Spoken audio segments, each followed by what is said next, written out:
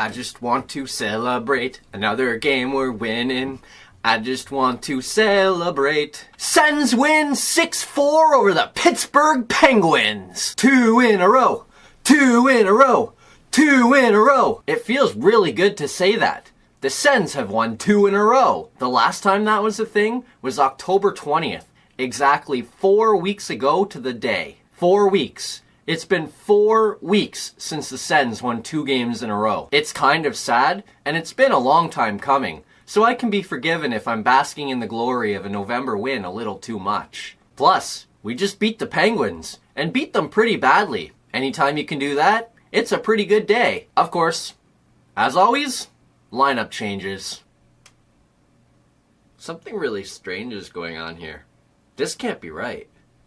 Am I looking at the right game? It says Pittsburgh, so I must be. But it also says the Sens went with the same lineup. That can't be right.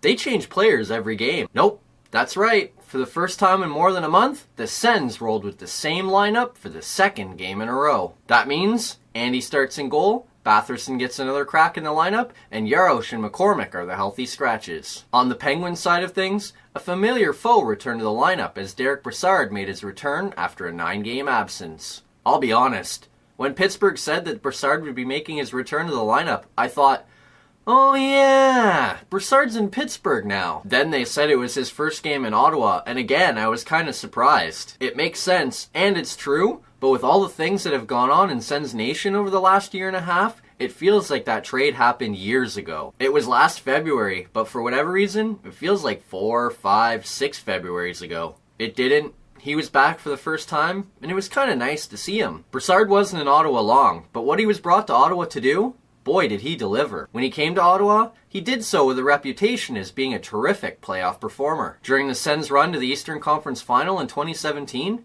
boy did he deliver. Of course, things fell apart, and he was moved for some younger players that could ultimately help the Sens in the future. Jacob Bernard-Docker is expected to be a terrific defenseman, and while he has struggled so far this season, Philip Gustafsson was a highly thought-of goalie of the future. Having Brassard back in town to reminisce about the good times for one night was real nice, especially with all the bad times that have gone on over the last year and a half. Of course, on top of that, it reopens the age-old question. From Eastern Conference Finals to this. What happened? We all know what's led us to this, so we can skip over that. But getting an answer as to how exactly it came this bad? That would be interesting to find out. While that question won't soon be answered, and may never be answered, the question that was answered early on was how would the Sens start the game? Knowing Pittsburgh was coming in reeling, having lost 7 of 8, the Sens didn't exactly start out too well. The Sens did hit an early post, but it was the Penguins who would strike first. With the Penguins on the power play, Kessel feeds Letang. He one-times the puck off the post and by Craig Anderson to give the Penguins a 1-0 lead. Tough to blame Andy on this one, as there was a screen on the play. Again, it would be nice to see somebody tie up the guy in front of the net, or at least box him out, but that doesn't seem to be a priority of the team right now.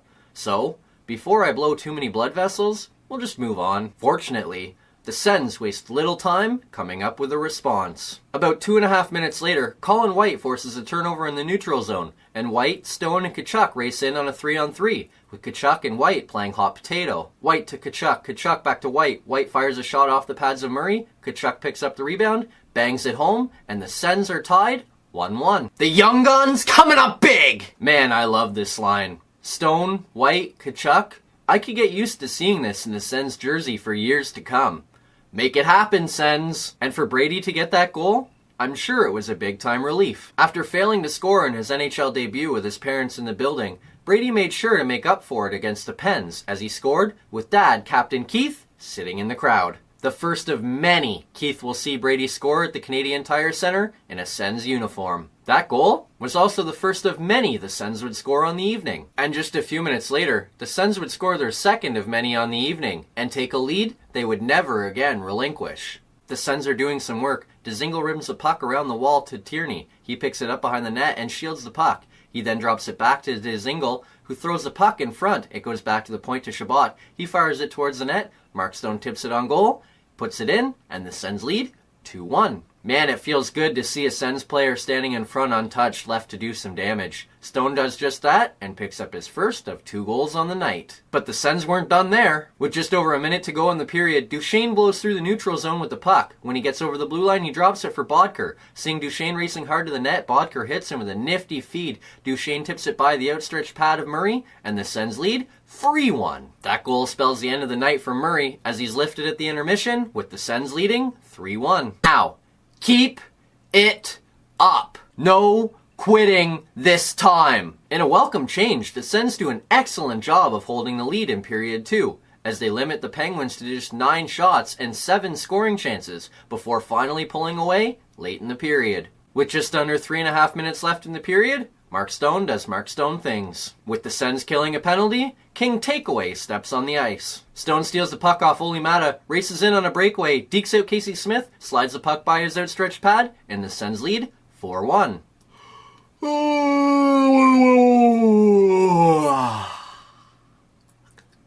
When a guy does the same thing all the time, it gets old. But Mark Stone doing Mark Stone things never gets old. I could watch that guy steal pucks and deke tendies all night long. The takeaway was Stone's 28th of the season, leaving him second place in the league behind Sasha Barkov's 30. The goal was also Stone's 9th of the year, tying him with Ryan Dzingel for the team lead. With the Sens starting to gain some separation, the home side adds to their lead less than 2 minutes later. Dzingel forces a turnover at the Penguins' blue line. He sends the puck down low to Duchesne. Duchesne wheels around the net and feeds it in front to Ceci. Ceci quickly fires a wrister off the bar and in. The Sens lead 5-1. The route is on! After all the games this season where the Sens have been on the receiving end of games like this, it's sure nice to be on the other end of it. But the Sens only lead 5-1 heading to the third period. Earlier in the day, the Lightning blew a 5-1 third period lead before winning 6-5 in overtime, and the Sens haven't been a very good third period team so far this season. So heading into the final frame,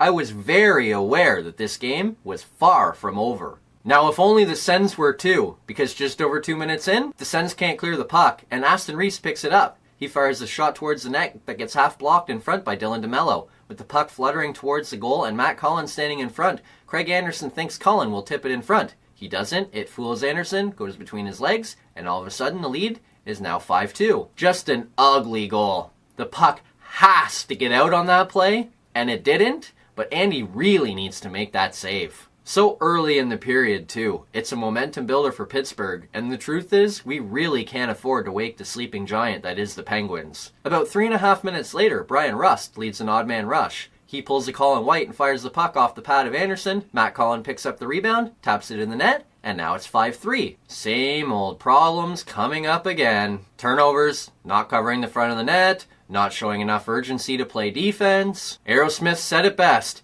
It's the same old story, same old song and dance, my friends. And now, the comeback is on. Not so fast. With the game quickly slipping away, the Sens come to life. Mikhail Bodker forces a turnover in the neutral zone. He feeds Batherson, who feeds a nifty feed to Duchesne, who races in on a breakaway. DeSmith is standing in his net thinking, I've seen this act before, and it didn't end well. Sure enough, Duchesne follows Stone's lead and hangs DeSmith's equipment from the rafters. As he dekes out the young netminder, slides it through his 5-hole to give the Sens a 6-3 advantage. And that goal essentially ended any thought of a Penguins comeback. The Penguins do continue thinking comeback, but they don't get very far. Hornquist tips home a Kessel shot with just over 3 minutes to play to cut the Sens lead back to 2, but that was as close as the Penguins would come as the Sens skate away with a 6-4 win. This is a big win for the Sens, but man oh man, what is going on with the Penguins? Yes, Crosby was out, but he hasn't missed very many games this season. This Penguins team is in trouble. They're not playing very well right now. And even worse than how the team is playing has been how Matt Murray has been playing so far this season. Murray has been awful. In fact, he hasn't been very good since Fleury left.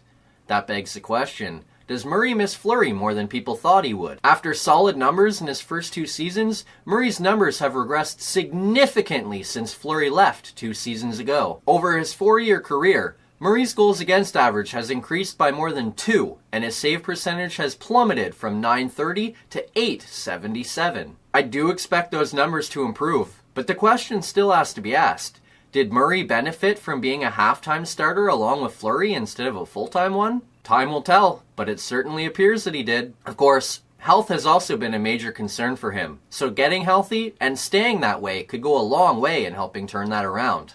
Aside from that, the Penguins haven't been very good this season themselves, as they sit last place in the Eastern Conference and tied for second last in the NHL. It looks real bad for them right now, but after getting caught a few years ago, I won't count them out just yet. We have to remember, this is the same team that started nearly identically to this just a few seasons ago. Mike Johnson was fired, Mike Sullivan was hired, the Penguins went on a run and went on to win back-to-back Stanley Cups. So calling Pittsburgh dead? It's a little premature. Add in the fact the Penguins are still only 5 points out of a playoff spot with 2 games in hand, and there's still plenty of time for them to make up the difference. On the Sens side of things, it was a terrific evening. The Sens big guns all showed up, as Stone, Duchesne, and Dzingel each finished with at least 2 points.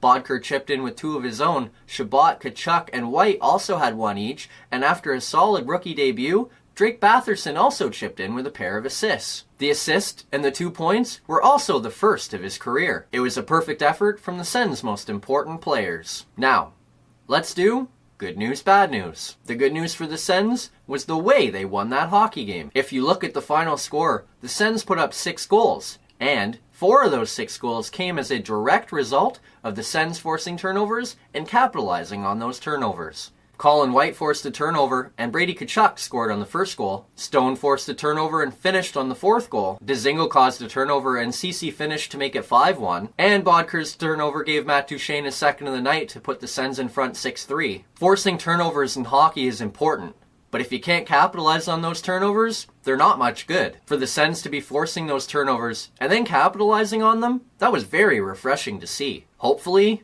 we can see more of that in the future. Now, the bad news. We could talk about the way the third period went, and it would be very deserved. But we've done that enough so far this year. So let's make my bad news a continuation of my comments from the beginning. Where has this team gone? The Sens were a goal away from the Stanley Cup final. Now, less than 2 years later, we are in a much different position, as we are expected to be lottery contenders instead of cup contenders. Age and experience go a long way in that transition, but that's just it. This team has transitioned significantly since that 2017 playoff run. Gone are the likes of Dion Phaneuf, Erik Karlsson, Frederick Claesson, and Mark Mathot from the blue line. And from the forward core, Mike Hoffman, Derek Brassard, Kyle Turris, Chris Neal, Chris Kelly, Victor Stahlberg, Tommy Wingels, and Alex Burrows are all gone. Add in the fact that Jean-Gabriel Pageau is also injured, and 9 of the Sens forwards from that playoff run are not in the lineup. It is an incredible turnover, and one that has played a significant role in the Sens' turnaround. Some of those moves happened following the playoff run,